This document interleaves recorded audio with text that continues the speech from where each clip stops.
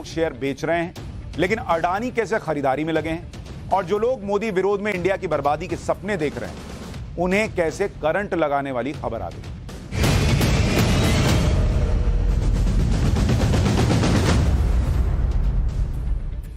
इस वक्त देश में सबसे ज्यादा चर्चा गौतम अडानी की। उनकी कंपनियों के शेयर लगातार गिरते जा रहे हैं। आज भी अडानी ग्रुप ने की जो कंपनियां हैं, उनके ज्यादातर शेयर जो हैं वो लोअर सर्किट में। अडानी ग्रुप के मार्केट कैप में पिछले 7 दिन में 10 लाख करोड़ रुपए का नुकसान हो चुका है। कल मैंने आपको पाठशाला में बताया, और आज जब बात हो रही है इसके बीच 2 लाख करोड़ और डूब गए। मतलब धप धप पैसा जो है वो निकला जा रहा है। अडानी के मामले में राजनीति भी खूब हो रही है। आज भी संसद में बड़ा हंगामा हुआ। इस बीच सरकार ने भी अडानी के मामले में साफ बोल दिया है। पहले आपको सुनवाता हूं कि विपक्ष क्या कह रहा है, फिर बताऊंगा कि आज पहली बार नरेंद्र मोदी सरकार ने अडानी को लेकर क्या बड़ी बात की। सरकार के संरक्षण में हुआ शताब्दी का सबसे बड़ा घोटाला भ्रष्टाचार है। हम इसमें जांच की मांग करते हैं। हमेशा हमारा विपक्ष कहता रहा है कि अपने मित्रों को लाभ पहुंचाने के लिए ये सारी सरकार की नीतियां और सारी सरकार की एजेंसियां हैं। ये तो बॉस विपक्ष के आरोपों की बात। सरकार का इस मामले में क्या स्टैंड है, क्योंकि विपक्ष इसमें भी राजनीति कर रहा है। वही नैरेटिव है, नरेंद्र मोदी के दोस्त हैं इसलिए ये हो गया वो हो गया वगैरह वगैरह। जबकि मैंने कल ही आपको बताया था कि भाई खुद विपक्ष शासित राज्यों में कितना अडानी का इन्वेस्टमेंट है, और अभी आरोप साबित भी नहीं हुए, लेकिन विपक्ष बहुत हड़बड़ी में है कि कैसे अडानी को जो है वो एक तरीके से बेईमान साबित कर ही दे। और ये बात आज विपक्ष के हंगामे के बीच फिर से साफ हुई। सरकार की तरफ से क्या कहा गया है इस मामले को लेकर, क्या बड़ा बयान आया है, अब एक बार उसको भी सुन लीजिए, फिर आगे की बात। राष्ट्रपति का अभिभाषण का चर्चा प्रायोरिटी रहता है। सरकार साफ कह रही है कि अडानी मामले से उसका कोई लेना देना नहीं है। भाई आरबीआई जो है वो इस मामले में बैंकों से रिपोर्ट मांग चुका है। कल ही मैंने आपको बताया कि आपका कितना लोन वगैरह है वो बता दीजिए जरा। अगर किसी को देखना होगा तो सेबी देखेगा। इसमें सरकार क्या करेगी? सिर्फ इसलिए कि आप कह दे रहे हैं कि अडानी अंबानी की सरकार, इसलिए अब सरकार इसमें आकर बयान दे, ये कैसे होगा? सरकार कह रही है कि भाई राष्ट्रपति का जो अभिभाषण है उस पर चर्चा ज्यादा इंपॉर्टेंट है, कि आप जो नैरेटिव सेट करना चाह रहे हैं वो इंपॉर्टेंट है, लेकिन फिर वही सरकार संसद चलने नहीं दी जा रही। भाई आरबीआई ने बैंकों से डिटेल मांग ली, एलआईसी और एसबीआई भी अपना बयान दे चुके हैं। अडानी के जो शेयर गिर रहे हैं वो शेयर मार्केट का अपना इक्वेशन है जो सेंटिमेंट पर चलता है, और सबको पता है कि इस वक्त अडानी के खिलाफ माहौल बनाने की कोशिश विदेश से भी हो रही है और देश में भी हो रही है, तो वो सेंटिमेंट की वजह से शेयर गिर रहा है। इसमें सरकार क्या करेगी? लेकिन चूंकि पूरा नैरेटिव यह गढ़ना है कि नरेंद्र मोदी ने फायदा पहुंचा दिया, इसलिए जो है सरकार से बयान। अरे सरकार क्या करेगी? इस सारी पॉलिटिक्स के बीच इस वक्त की बड़ी खबर आपको बता दूं, अडानी प्रकरण से उपजी स्थिति पर मीडिया रिपोर्ट्स पर रिजर्व बैंक का बयान आया है, और बैंकों की स्थिति स्थिर बनी हुई है और परिस्थितियों के मुताबिक लचीली भी है, ये आरबीआई ने कहा है। तो बड़ी गुड न्यूज है। पहली गुड न्यूज, 4 गुड न्यूज जो आई हैं अडानी ग्रुप के लिए, उसमें से पहली गुड न्यूज ये है कि आरबीआई ने इस बात के बारे में कह दिया है कि जिन बैंकों ने कर्ज दे रखा है अडानी ग्रुप को, उनकी स्थिति अच्छी है, उसमें कोई टेंशन की जरूरत नजर नहीं आ रही। केंद्रीय बैंक सतर्क है और हालात पर नजर रखे हुए है। दूसरी गुड न्यूज जो अडानी ग्रुप के लिए आई है वो भी आपको बता दूं, एसबीआई ने कहा है कि अडानी ग्रुप पर उसका 27,000 करोड़ रुपए का लोन है, जो एसबीआई की लोन बुक का मात्र 0.8 से 0.9% है। यानी एसबीआई ने भी इस बात को साफ कर दिया है कि उसने अडानी ग्रुप को जो लोन दे रखा है वो कुल लोन जो एसबीआई ने मार्केट में दे रखा है उसका 1% से भी कम है। तो एक और गुड न्यूज जो मार्केट के लिए भी और अडानी ग्रुप के लिए भी है कि एसबीआई ने भी स्थिति स्पष्ट कर दी है कि अडानी ग्रुप को जो लोन दिया गया वो 1% से भी कम है, और उसकी जो रकम की अदायगी है वो भी अडानी ग्रुप के तरफ से लगातार हो रही थी, तो इसलिए चिंता की खबर वहां से भी नहीं है। तीसरी गुड न्यूज जो अडानी ग्रुप के लिए आई कि शेयर मार्केट में भी आज अडानी एंटरप्राइजेस का जो शेयर 1017 रुपए तक गिर गया था, वो भी मार्केट बंद होते होते रिकवर करके 1531 रुपए पर पहुंच गया। यानी अडानी ग्रुप के शेयरों में उछाल फिर से देखने को मिल रही है। और चौथी बड़ी खबर, चौथी गुड न्यूज आप कह लीजिए जो अडानी ग्रुप के लिए आई है वो ये कि रेटिंग एजेंसी फिच ने कहा है कि अडानी ग्रुप की क्रेडिट प्रोफाइल और उसकी कंपनियों की रेटिंग पर किसी तरह का कोई तुरंत प्रभाव नहीं पड़ेगा। फिच जो एक रेटिंग एजेंसी है, उसे उम्मीद है कि अडानी ग्रुप के कैश फ्लो का जो पूर्वानुमान है उस पर कोई असर नहीं पड़ेगा। इतना ही नहीं, सिर्फ एक रेटिंग एजेंसी नहीं बल्कि गोल्डमैन सैक्स और जेपी मॉर्गन चेज ने भी अपने कुछ क्लाइंट्स को कहा है कि अडानी ग्रुप की कंपनियों के एसेट्स की वैल्यू को देखते हुए अडानी ग्रुप के बॉन्ड्स में मौजूदा कीमत में भी निवेश करना आकर्षक है। तो एक साथ 4 बड़ी खबरें अडानी ग्रुप के लिए आई हैं। अडानी ग्रुप के लिए 4 गुड न्यूज जिसको आप कह सकते हैं कि एक तो आरबीआई ने साफ कर दिया है बैंकों से रिपोर्ट आने के बाद कि बैंकों की स्थिति ठीक है, यानी अडानी ग्रुप के लिए पॉजिटिव खबर है, उनके निवेशकों के लिए पॉजिटिव खबर है। दूसरी बड़ी बात, एसबीआई ने कह दिया है कि हमने 1% से भी कम लोन, कुल लोन का 1% से भी कम दे रखा है अडानी ग्रुप को। तो ये भी जो निवेशक है उनको आश्वस्त कर रहा है, एसबीआई के जो ग्राहक है उनको आश्वस्त कर रहा है और जो एजेंडा चलाया जा रहा था उसको ध्वस्त करता है।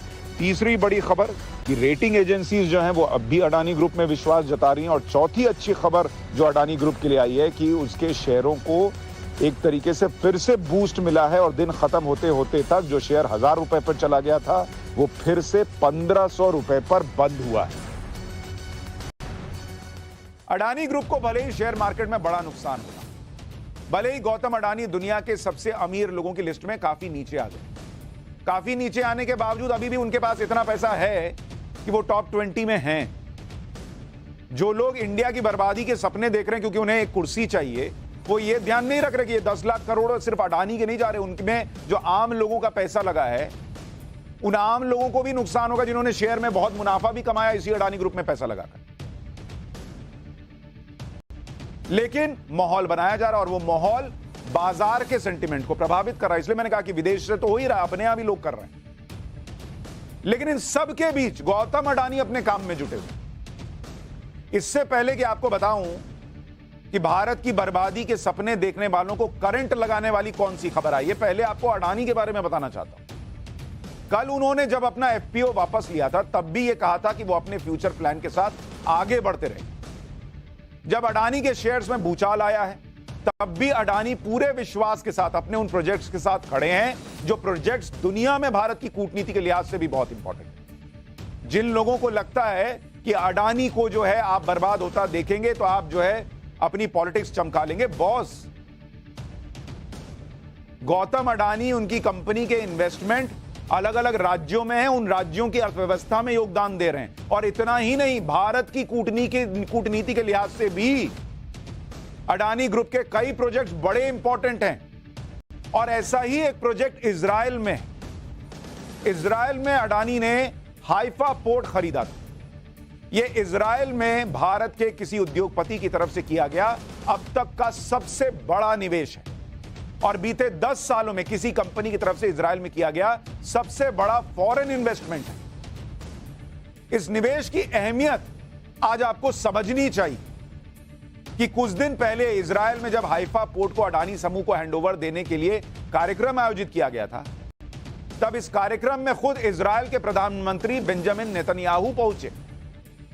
आप खुद सोचिए इजराइल के लिए यह डील कितनी इंपॉर्टेंट रही होगी कि खुद बेंजामिन नेतन्याहू अडानी के कार्यक्रम में आए। उन्होंने इस अधिग्रहण को मील का पत्थर बताया। उन्होंने कहा कि 100 साल पहले और प्रथम विश्व युद्ध के दौरान वो बहादुर भारतीय सैनिक थे जिन्होंने हाइफा शहर को मुक्त कराने में मदद की। आज बहुत मजबूत भारतीय निवेशक हाइफा बंदरगाह को मुक्त करने में मदद कर रहे हैं। अच्छा, आप देखिए इजराइल में अडानी को जो है वो सिर आंखों पर बैठा रहे हैं कि भाई हमारे लिए जो है इन्वेस्टमेंट है, देश के लिए फायदेमंद है। यहां देश में जो इन्वेस्टमेंट है उसको ऐसा दिखा रहे हैं कि जैसे देश में कोई बहुत बड़ा क्राइम कर दिया हो। यह अजीब पॉलिटिक्स चलती है हमारे देश में। इजराइल के प्रधानमंत्री इस डील की तुलना बंदरगाह को आजाद कराने से कर रहे हैं। वैसे भारत में कुछ लोग जो अडानी को पानी पी पी कर कोसते हैं, उन्हें तो यही लग रहा होगा कि मोदी नेतन्याहू की दोस्ती के कारण ही अडानी को यह पोर्ट मिल गया। यही नैरेटिव कर देंगे कि मोदी ने कहा होगा नेतन्याहू को कि भैया दे दो इनको। बॉस, उन लोगों की जानकारी के लिए और आपकी जानकारी के लिए भी बता दूं कि यह सौदा पिछले साल जुलाई में ही हो गया था। तब इजराइल में नेतन्याहू प्रधानमंत्री थे ही नहीं और ना ही उनकी पार्टी सत्ता में थी। एक बार सुनिए फिर आगे की बात। Over these years, we have struck many critical partnerships that include Elbit Systems, Israel Weapon Systems, and Israel Innovation Authority. We have initiated several dozen technologies relationships wherein we have offered the entire Adani portfolio of companies to be a giant sandbox for us to learn together. We are also in the process of setting up an artificial intelligence lab in Tel Aviv. Boss, देश के उद्योगपति है ना, देश के साथ साथ विदेशों में भी निवेश करते हैं। जाहिर है वो निवेश अपनी कंपनी के विस्तार के लिए, अपने मुनाफे के लिए करते हैं, लेकिन कुछ निवेश ऐसे होते हैं जो स्ट्रैटेजिक इन्वेस्टमेंट होते हैं। इजराइल के हाइफा पोर्ट में निवेश ऐसा ही स्ट्रैटेजिक निवेश है। सबसे पहले आप समझ लीजिए कि स्ट्रैटेजिक निवेश होता क्या है। स्ट्रैटेजिक इन्वेस्टमेंट यानी रणनीतिक निवेश का मतलब भविष्य को ध्यान में रखते हुए किसी कंपनी में या किसी जगह निवेश करना। रणनीतिक निवेश का मकसद सिर्फ मुनाफा नहीं होता, बल्कि दूरगामी लक्ष्यों पर ध्यान में रखकर यह निवेश किया जाता है। इजराइल में यह निवेश लॉन्ग टर्म की रणनीति के तहत किया गया है, क्योंकि इजराइल में पोर्ट के बिजनेस में कुछ साल पहले चीन भी उतरा था। अब चीन को टक्कर मिलेगी भारत की कंपनी के स्ट्रैटेजिक निवेश। तो जिस अडानी को आपके देश के कुछ नेता विलन बताने में तुले हुए हैं, वही अडानी ग्रुप चीन को टक्कर देने के लिए भारत का प्रतिनिधित्व कर रहा है अपने पैसे से वहां इस हाइफा पोर्ट को खरीद कर। और मैंने पहले ही बताया भैया, यहां से कोई सेटिंग गेटिंग नहीं हुई है तो वो दिमाग से निकाल दीजिएगा। ऐसा चलता नहीं है दुनिया। इस पोर्ट को लेने के लिए और 10 लोग भी खड़े थे वहां, अपने तरीके से अपनी बोली लगाकर कायदे से ये पोर्ट जो है वो अडानी ग्रुप के नाम आया। और इतना सब कुछ होने के बावजूद वो बैकआउट नहीं कि वो पोर्ट खरीद रहे हैं, क्योंकि देश के लिए इंपॉर्टेंट है। फिर पूरे निवेश को विस्तार से आपको समझाता हूं, क्योंकि चाइना वहां पर लगातार एक्टिव हो रहा था और यह भारत के लिए क्या असर दिखाएगा आप उसको समझिए। गौतम अडानी की कंपनी है अडानी पोर्ट्स। अडानी पोर्ट्स बंदरगाह जिसको कहते हैं, and special economic zone and SEZ। Port का अधिग्रहण किया, जिस पोर्ट को खरीदा उस पोर्ट का नाम है हाइफा पोर्ट। इसको खरीदा। यह कहां पर है बॉस? यह है इजराइल में। यह इजराइल का दूसरा सबसे बड़ा पोर्ट है हाइफा पोर्ट, जिसको खरीदा है। शिपिंग कंटेनर्स के मामले में यह इजराइल का सबसे बड़ा पोर्ट है, अगर शिपिंग कंटेनर्स के मामले में बात कीजिए। टूरिस्ट क्रूज शिप के मामले में पोर्ट में 70% हिस्सेदारी अडानी समूह के पास और 30% की हिस्सेदारी इजराइल की कंपनी गडॉत के पास लीज पर है साल 2054 तक। हिंडनबर्ग की रिपोर्ट की वजह से अडानी समूह इस वक्त मुश्किल दौर से गुजर तो रहा है, लेकिन ऐसे वक्त में भी गौतम अडानी ने इजराइल में पोर्ट ट्रांसफर सेरेमनी कर अपने विरोधियों को हैरान कर दिया। इजराइल के हाइफा पोर्ट के अधिग्रहण के लिए गौतम अडानी 2 साल से लगे हुए थे। पिछले साल जुलाई में अडानी ने इस पोर्ट के लिए इतनी बड़ी बोली लगाई थी कि उसके आसपास तक कोई दूसरी बोली लगाने वाली कंपनी नहीं थी, क्योंकि फिर वही नैरेटिव गढ़ दिया जाएगा कि अच्छा यहां से फोन गया होगा तो अडानी को दे दिए। ऐसा नहीं होता बॉस। आप देखिए उस आदमी ने कितनी बोली लगाई है, कितना पैसा लगाया है इस स्ट्रैटेजिक इन्वेस्टमेंट के लिए। अडानी समूह की बोली जो है, जो उन्होंने बोली लगाई कि भैया हम इतने में लेते हैं, बताओ कोई है दूसरा मार्केट में? उन्होंने बोली लगाई 1.18 अरब डॉलर की, जिसको अगर आप कन्वर्ट करने बैठिएगा तो ये करीब करीब बैठता है 9600 करोड़ रुपया। इतना करीब 10,000 करोड़ का इन्वेस्टमेंट कर दिया। जो दूसरे नंबर पर बोली लगी थी वो इससे कितनी कम थी पता है? सेकंड नंबर की जो बोली थी, सेकंड, भैया मिट जाओ, हाँ, सेकंड नंबर की बोली वो अडानी ग्रुप की बोली से 55% कम थी बॉस।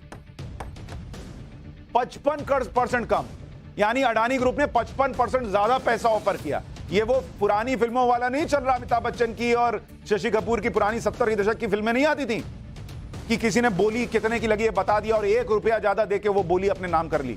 ऐसा नहीं है बॉस, अगर पता रहता सेटिंग गेटिंग का खेल होता तो 55% जो है वो ज्यादा रकम देकर नहीं खरीदते, 5% 10% ऊपर करते, भाई जिसकी बोली ज्यादा उसको मिल जाता। 55% पैसा ज्यादा दिया है अडानी ग्रुप ने इस पोर्ट को खरीदने के लिए। खुद इजराइल की सरकार का अनुमान था कि $870 मिलियन यानी करीब 7,000 करोड़ मिलेंगे, लेकिन अडानी का निवेश इजराइल के निवेश की उम्मीद से भी कहीं ज्यादा था, क्योंकि उनको यह पोर्ट अपने हाथ से जाने नहीं देना था, क्योंकि यह भारत के लिए भी रणनीति के तौर से इंपॉर्टेंट था, चीन को टक्कर देने के लिए इंपॉर्टेंट था। इजराइल सरकार की उम्मीद से भी बड़ा ऑफर अडानी समूह ने दिया और तब पोर्ट अपने नाम।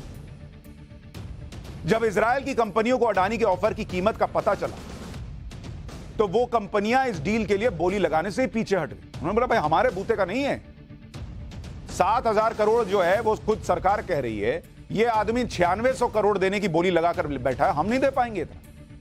मतलब अडानी ने इजराइल के हाइफा पोर्ट को हासिल करने के लिए पूरी ताकत झोंक दी थी। लेकिन अडानी समूह को यह डील ऐसे ही नहीं मिल गई। अडानी को पोर्ट संचालन में उसके लंबे अनुभवों की वजह से भी डील मिली। गुजरात के मुंद्रा पोर्ट का नाम आपने सुना होगा, जो देश का सबसे बड़ा प्राइवेट पोर्ट। मुंद्रा पोर्ट का ऑपरेशन अडानी पोर्ट्स के पास ही। पोर्ट्स बिजनेस में अडानी समूह की मौजूदगी का आंकड़ा अगर आप सुनेंगे तो आपको पता चलेगा कि इनके पास कितना अनुभव है देश का।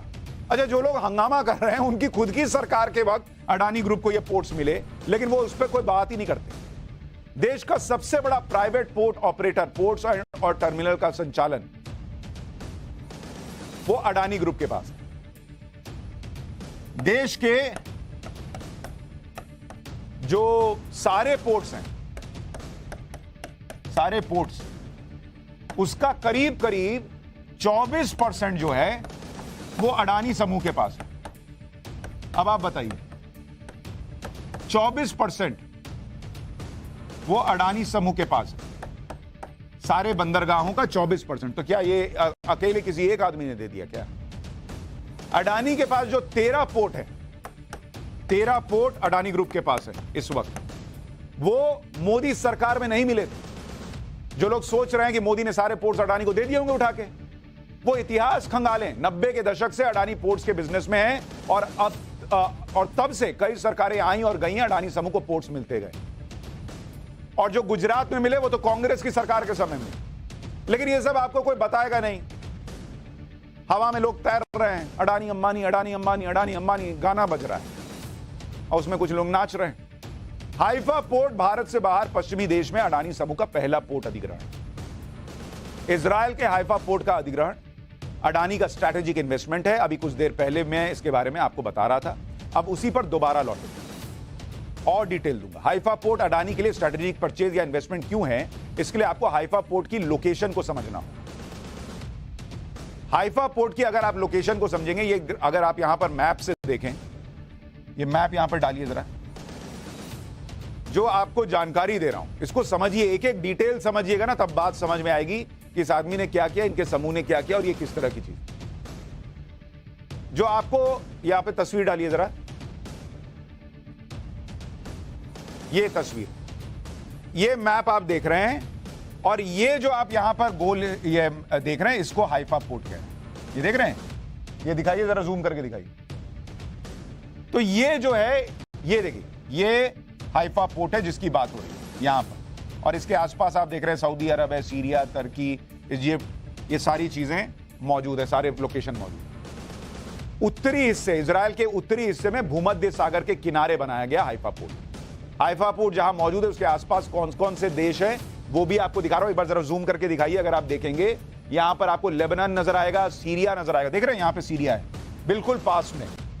नीचे की तरफ मिस्र है, इजिप्ट, लीबिया मौजूद है, ट्यूनीशिया है, अल्जीरिया है। ऊपर की तरफ आप देखिएगा टर्की, ग्रीस, बुल्गारिया, और आगे बढ़ेंगे तो ऑस्ट्रिया, फ्रांस, स्पेन भी आपको नजर आएगा।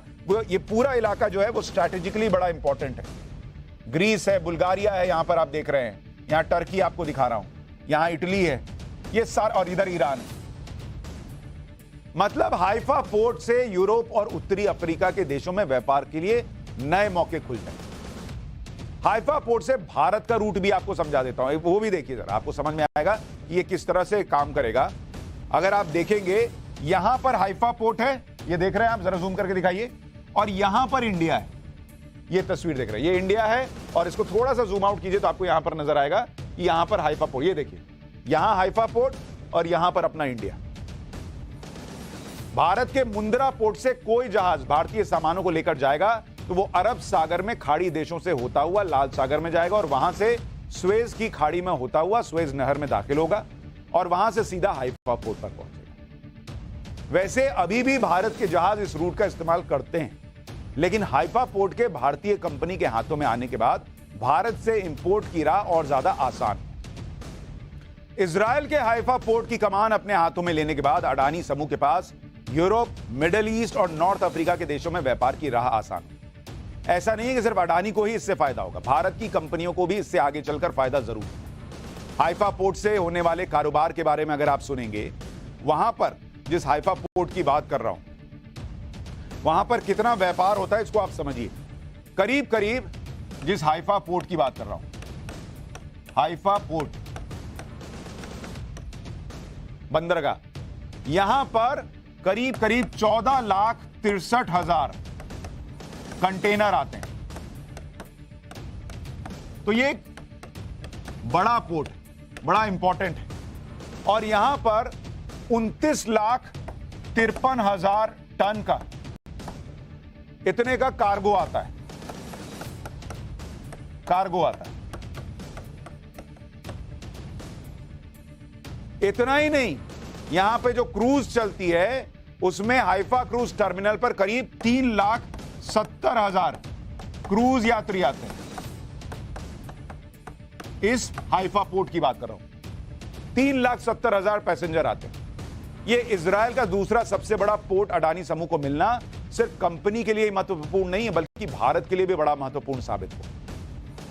इजरायल के पोर्ट किसी भारतीय कंपनी को मिलना चीन को भारत की चुनौती भी है। आप सोच रहे होंगे कहां इजरायल, कहां चीन।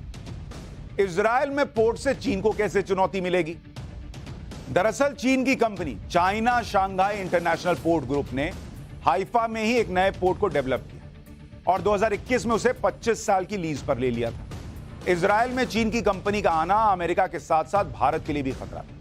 उस पोर्ट से चीन, इजरायल, यूरोप और अफ्रीका के देशों में अपनी पकड़ मजबूत कर सकता है। अब अडानी के हाथों में हाइफा के मुख्य पोर्ट की कमान आने के बाद चीन को चुनौती मिलेगी। चीन का जो बेल्ट एंड रोड इनिशिएटिव था उसको भी अडानी समूह ने बड़ा झटका दिया।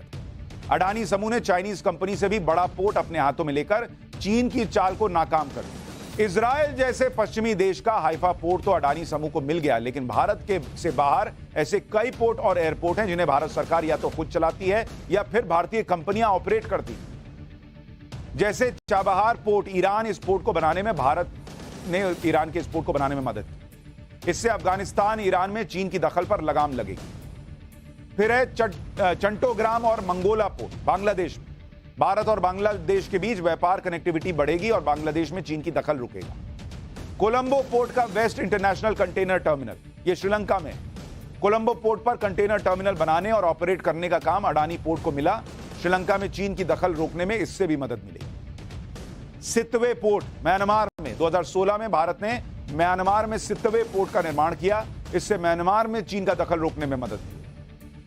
तो हर खबर को इतने छोटी नजर से नहीं देखना चाहिए कि आपको सिर्फ कह दिया गया कि अडानी अंबानी और आप उसमें बह गए। पूरी खबर को समझिए, देश के लिए उसका क्या इंपॉर्टेंस है, कैसे चीन के मामले में भारत को मजबूती मिल रही है, ये सब भी समझना होगा।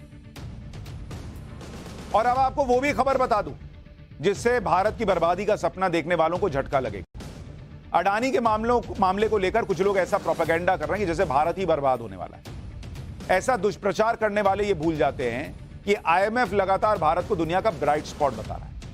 आज ही दुनिया की सबसे बड़ी टेक्नोलॉजी कंपनी और मार्केट कैप के हिसाब से दुनिया की सबसे बड़ी कंपनी एप्पल के सीईओ टिम कुक ने कहा है कि वो भारत को लेकर बहुत ही ज्यादा आशावान है। उनके ये शब्द हैं कि I am very bullish on India, मतलब मैं भारत को लेकर बहुत आशान्वित हूं। ये एप्पल का सीईओ कह रहा है उस वक्त जब भारत में एक बहुत बड़ी कंपनी के शेयर गिर रहे हैं। टिम कुक कह रहा है भैया हमको भी इंडिया में होप दिख रही है, बहुत कमाल का देश जो है वो आगे बढ़ रहा है। तो जो लोग बर्बादी का सपना देख रहे हैं वो सपना देखते रहे, दुनिया को ये नहीं दिख रहा, दुनिया को भारत में अपॉर्चुनिटी दिख रही है। और एप्पल बहुत जल्द अपने रिटेल को भारत लाने वाला है। भारत में अपना पहला रिटेल स्टोर भी खोलने जा रहा है। तो ये पूरी बात आज आपको इसलिए बताई कि आपको समझ में आए कि गिरते शेयर और उस पर हो रही राजनीति के बीच में बहुत सारी ऐसी चीजें हैं जो आप तक पहुंचने नहीं दी जाती, आपको वो भी जानना।